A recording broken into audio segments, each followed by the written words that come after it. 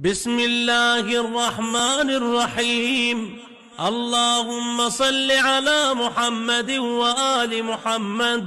اللهم رب النور العظيم ورب الكرسي الرفيع ورب البحر المسجور ومنزل التوراة والإنجيل والزبور ورب الظل والحرور ومنزل القرآن العظيم ورب الملائكة المقربين والأنبياء والمرسلين.